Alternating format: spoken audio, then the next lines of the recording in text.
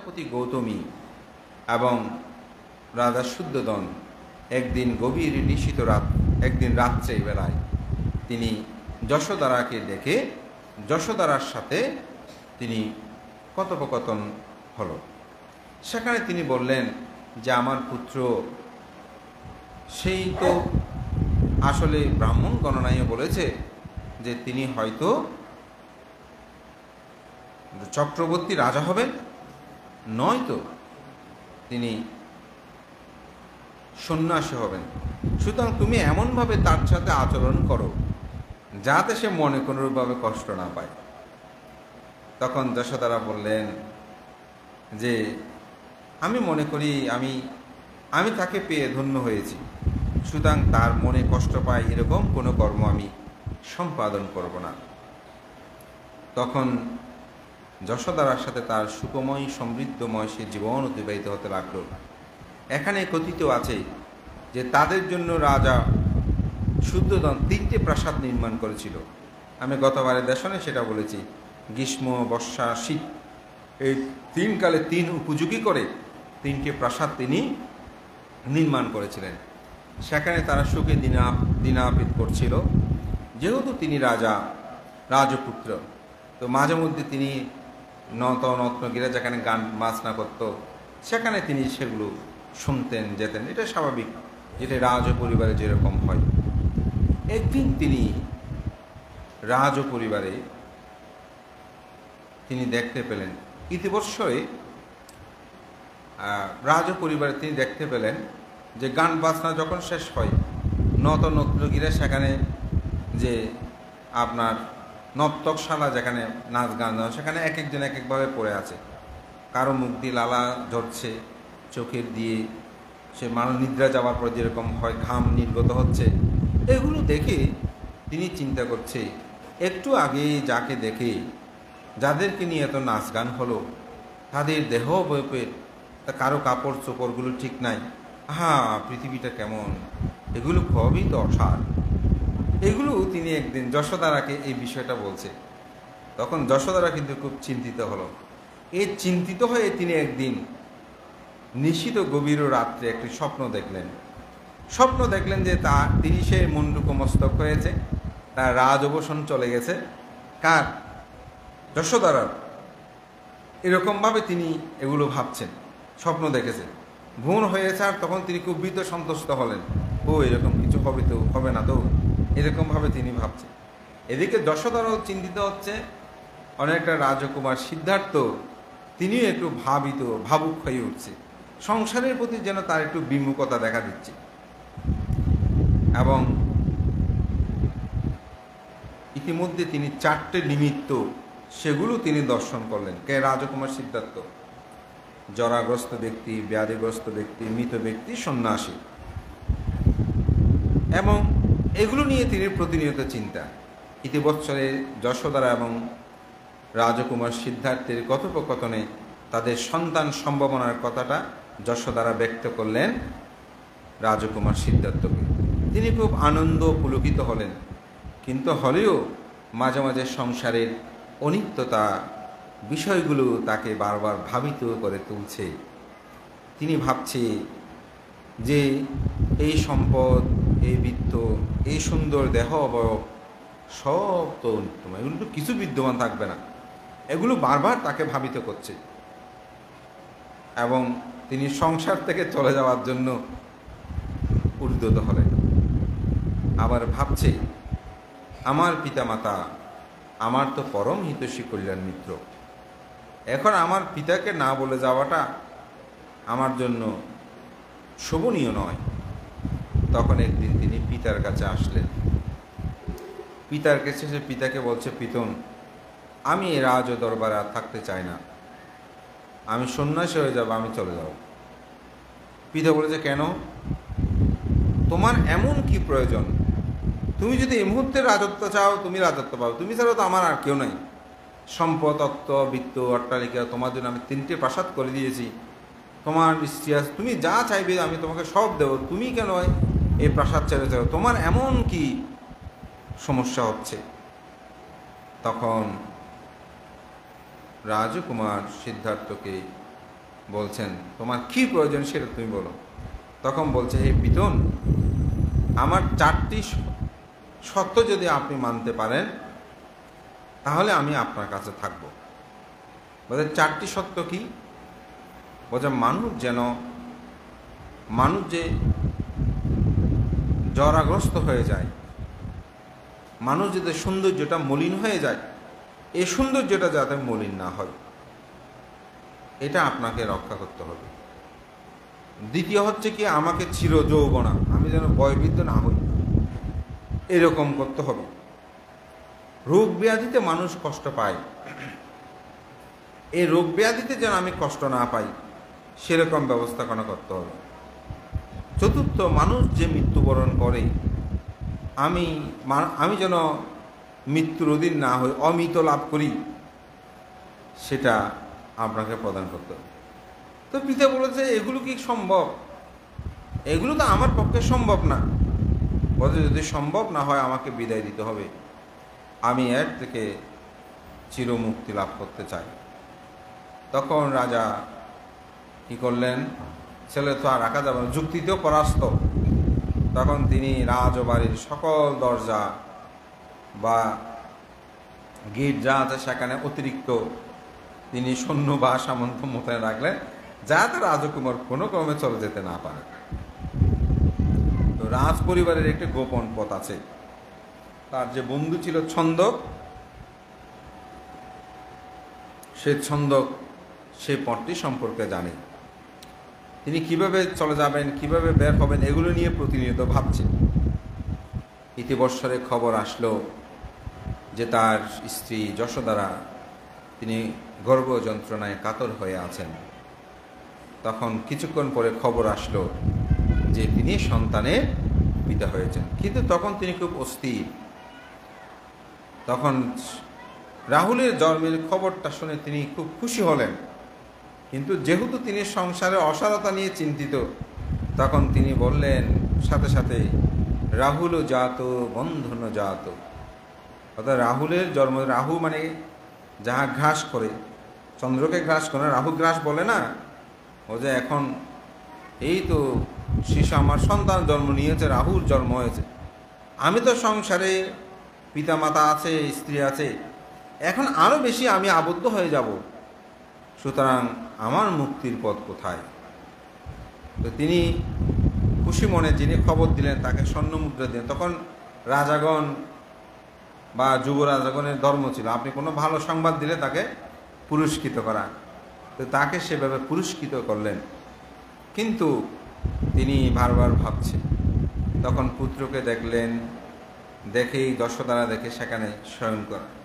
তো তিনি ভাবছে, এখন আমি যদি আমার পুত্রকে আদর করতে যাই, যশোদারা জাগ্রত হয়ে যাবে, সে জাগ্রত হলে পুত্রকে আমার কোলে দেবে, তখন এই পুত্রকে তো কোলে থেকে রেখে আমার পক্ষে এই সংসার ছেড়ে যাওয়া, এই গৃহ অভিনিষ্ক্রমণ করা সম্ভব নয়। তখন তিনি পুত্রকে এবং তার স্ত্রীকে এক পলক দেখে এসেই তিনি ছন্দককে বললেন, যাও তুমি আমার কণ্ঠক অশ্বকে তৈরি করো, আমি চলে যাব। তখন যেহেতু যুবরাজের আদেশ এবং ছন্দক ছিল কিন্তু সহচারী, অর্থাৎ রাজকে দেখভাল যার দায়িত্ব, তিনি যেহেতু দায়িত্ব দিয়েছেন তিনি সেগুলো ব্যবস্থাপনা করলেন। এখানে একটা বিষয় আছে, এটা আর একটু পরে বলবো।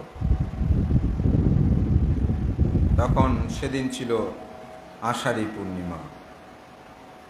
ঠিক এক পলকে দেখি সেখানে অনেকগুলো কথোপকথন আছে। কথোপকথনগুলো আসলে আপনারা পড়লে ভালো হয়, আমি বললে অনেক সময় অনেক কথা যেগুলো হয়তো আমাদের পক্ষে, ভিক্ষুদের পক্ষে বলাটা বেশি সুন্দর দেখায় না, অনেকে অনেকভাবে নিতে পারে। সেখানে তার হৃদয়ের কিছু কথা তিনি সেখানে ব্যক্ত করতে, কিছু সাহিত্যিক রস কিন্তু এখানে আছে।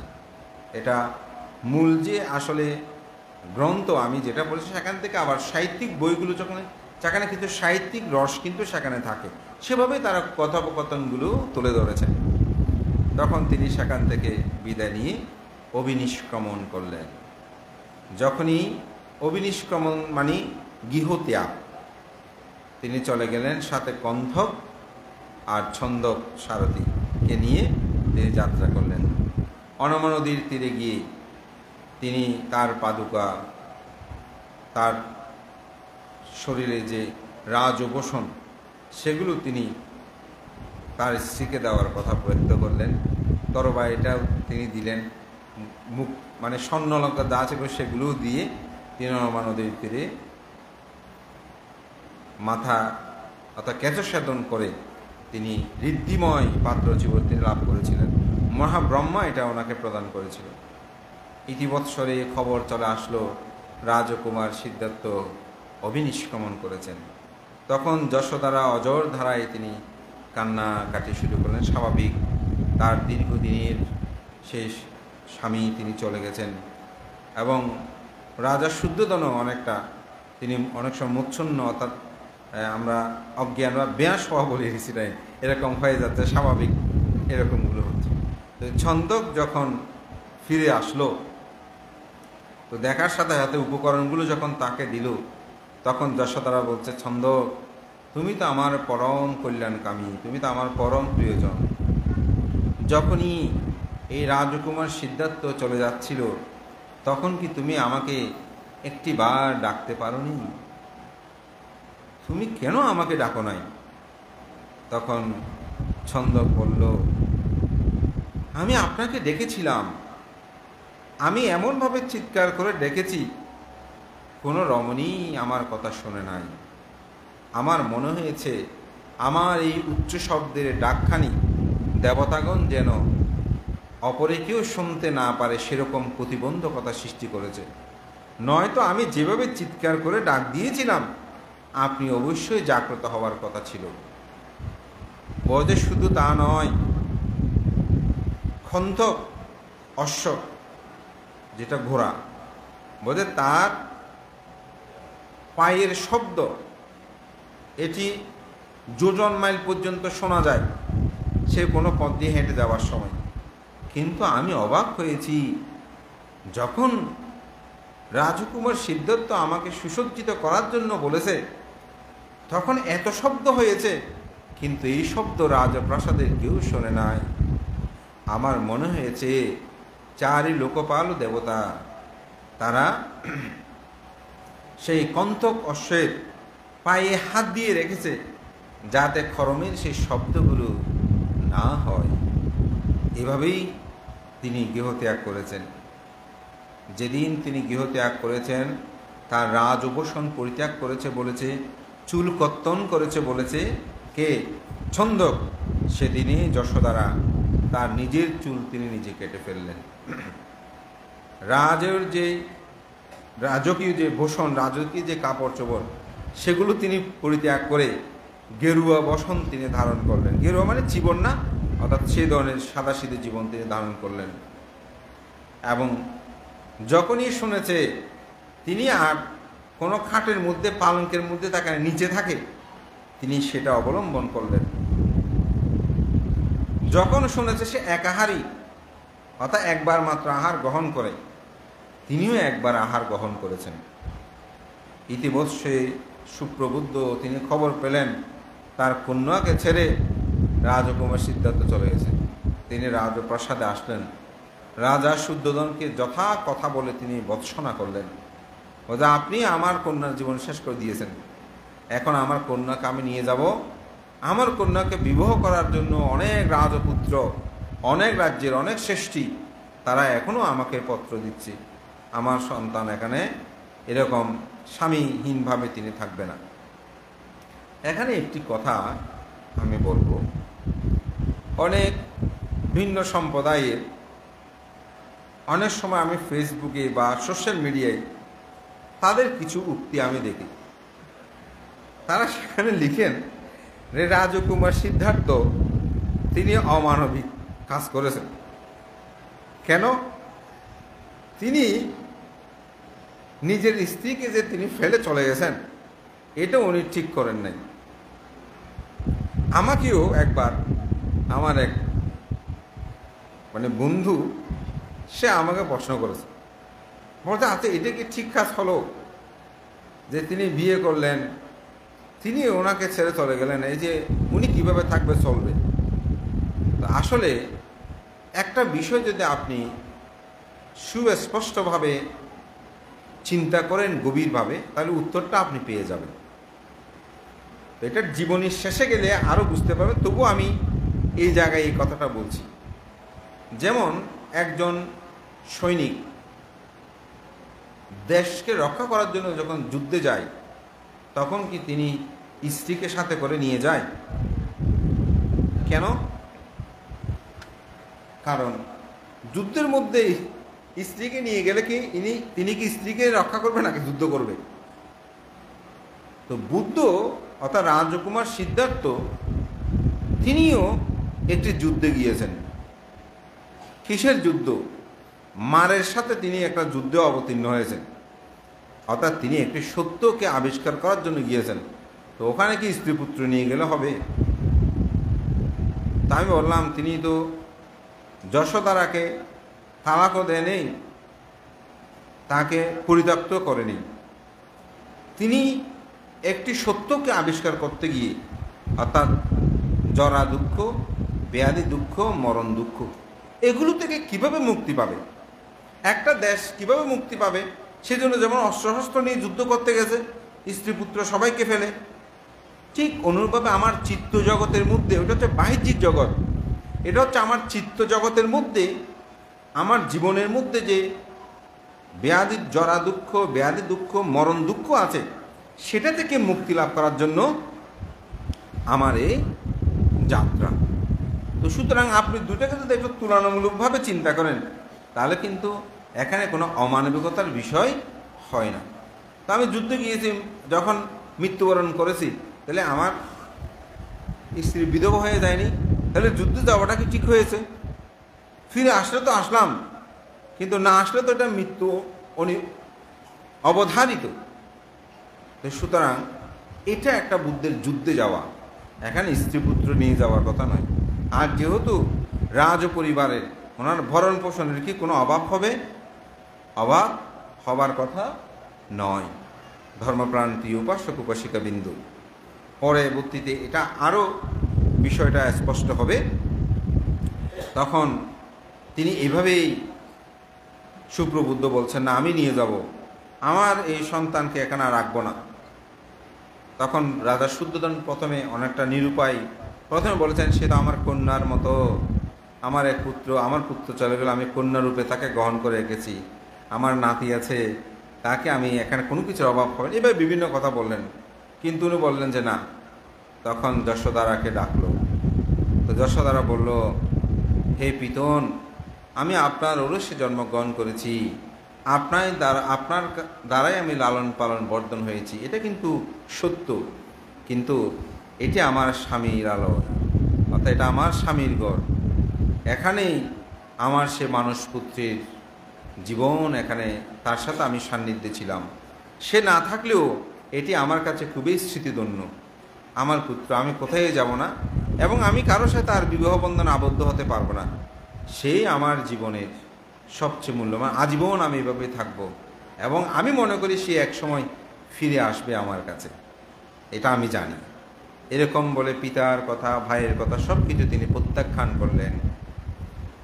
দীর্ঘ 6 বছর কঠোর সাধনার পর তিনি বুদ্ধ হলেন, জগৎ খ্যাত হলেন, তার সুনাম সুযশ জ্ঞাতি সর্বদিকেই প্রসারিত হলো। রাজকুমার সিদ্ধার্থ আর সিদ্ধার্থই থাকলেন না, তিনি বৈশাখী পূর্ণিমা তিথিতে জন্মান্তরের চারি অসংখ্য লক্ষাধিক কল্প পারমে সম্ভার পূরণ করে জরা দুঃখ, ব্যাধি দুঃখ, মরণ দুঃখ থেকে বিমুক্তি লাভের প্রত্যয়ে তার যে সাধনা, সেটি গয়ার বুদ্ধির তলে বসে তিনি সেই পরম, সেই সত্য, চারিয়ার্য সত্য আজষ্টাঙ্গ মার্গ আবিষ্কার করে তিনি জগতেই বুদ্ধত্ব লাভ করলেন।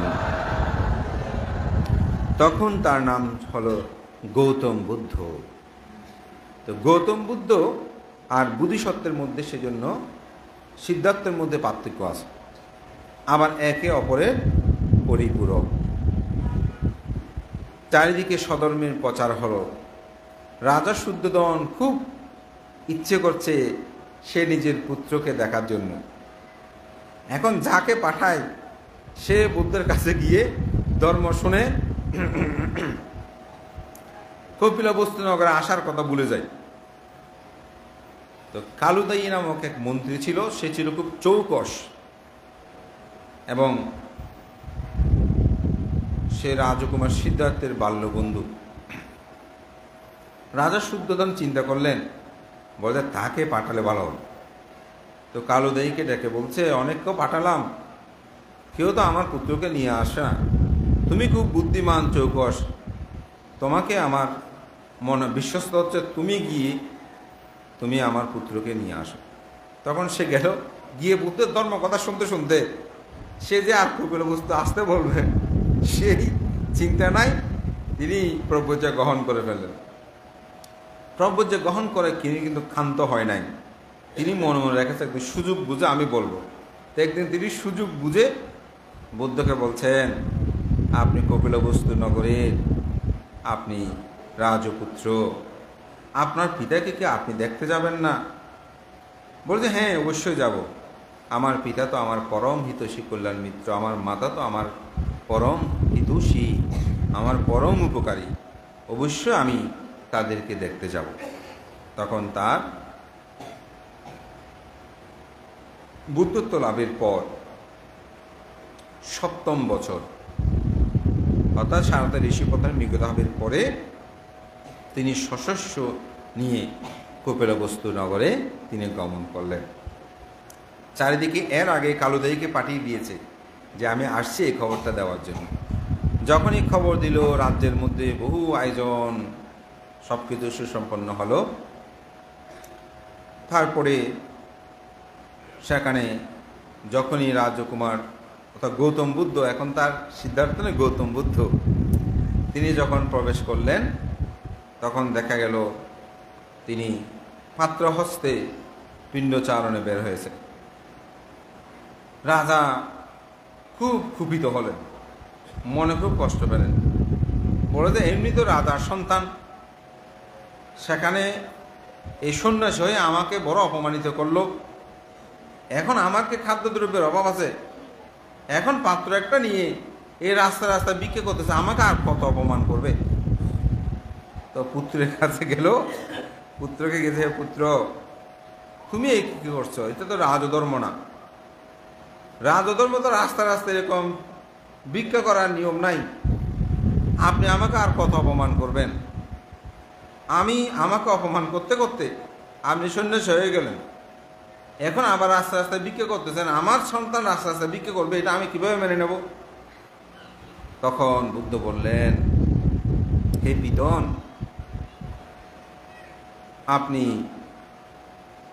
আপনি যে রাজা, আপনি যে সাক্ষ্য রাজা, আপনার শৌর্য বীর্যের ক্ষমতা সম্পূর্ণতা, আপনার নিয়ম নীতি এগুলো আমি জানি এবং সেটি অবশ্যই সমৃদ্ধশালী, কিন্তু আমি তো সেই বংশের আমি নয়, আমি তো বুদ্ধ বংশের উত্তরাধিকারী, আমি এখন আর সে রাজবংশের উত্তরাধিকারী নাই, আমি এখন বুদ্ধ বংশের উত্তরাধিকারী। দীপঙ্কর পদমূত্র অন্যান্য সমগ্র পদমূত্র সুমেধ, সেই সমগ্র বুদ্ধের আমি উত্তরস্বরী। তাদের সে বুদ্ধ বংশের নিয়ম হচ্ছে এভাবে পিণ্ডচারণ করে জীবন অতিবাহিত করা। আমি তো আপনার বংশের উত্তর, আপনার বংশের চেয়ে অনেক বেশি পুরনো এই বুদ্ধ বংশ। তো পিতা খুব মনে কষ্ট পেলেন, পেয়ে রাজ অন্তঃপুরীতে তিনি ধর্মসভার আয়োজন হলো, কিন্তু সবাই এসেছে, কিন্তু যশোদারা আসে নাই। তো সবার ধর্মদেশনা করলো। আমি যে গাথাটা ভাষণ করেছি, ধাম্মাচারী সুচারি নাথাং দুচ্চারিতাং সারি ধাম্মাচারী সুসংস্কৃতি আসমিং লোকে পারাম, সেখানে 2টি গাথার মধ্যে এটাও ছিল। এরকম ধর্মদেশনা যখন করেছে, এখন ধর্মদেশনার শেষান্তে অনেকে মার্গজ্ঞান বিভিন্ন ফলে প্রতিষ্ঠিত হয়েছে। তখন তিনি জিজ্ঞাসা করতে, যশোদারা কোথায়? কে? গৌতম বুদ্ধ জিজ্ঞাসা করছেন। তো যশোদারা একটা খবর দিয়েছে, বলে যে আমি যদি শিলবতী শিলময়ী জীবন যাপনের অধিকারী হই, সে যদি সত্যি আমার ভালোবাসাতে সাধ্য, সে সত্যি আমি তার কাছে যাব না, সে আমার কাছে আসবে। তখন সেখানে বলছে যশোদার আসেনি, সে বলেছে তার ভালোবাসা যদি সত্যি হয়, সে যদি শিলবতী গুণবতী হয়, অবশ্যই আপনি তার কাছে যাবেন। তখন সভা যখন শেষ হলো, তিনি উঠে দাঁড়ালেন। দাঁড়িয়ে তার সারিপুত্র এবং মহামোগ্গলায়ন তাদের দুজনকে সাথে নিলেন। নিয়ে তখন কিন্তু আনন্দ প্রধান সেবক হয় নাই, তো তাদের দুজনকে সাথে নিয়ে বলছে, এই সারিপুত্র আনন্দ, আমি তো সমগ্র ক্লেশকে ধ্বংস করেছি, আমি তো মুক্ত পুরুষ, আমার কোনো তৃষ্ণা নাই, আমার কোনো আকাঙ্ক্ষা নাই। কিন্তু যশোদারা, সে তো এখনো মুক্ত পুরুষ হতে পারে নাই। তার আচরণগুলোকে তোমরা এমনভাবে দেখভাল করিও যাতে তার কোনরূপভাবে ক্ষতির কারণ না হয়। তো তাদেরকে সাথে নিয়ে রাজবাড়ির অন্তপুরেই যখন তিনি গমন করলেন, তখন সেখানে যশোদারার রুমে সেখানে গেলেন, সাথে সারিপুত্র মোগ্গলায়নও সাথে আছে। হঠাৎ দেখার সাথে সাথে দূর থেকে তিনি খুব দ্রুত দূরে এসে তার পদযুগলে মস্তক রেখে, তার যেন দীর্ঘ 7 বছর পরেই এটি দেখা, সবাই সেখানে সেই অশ্রুসিক্ত হলো।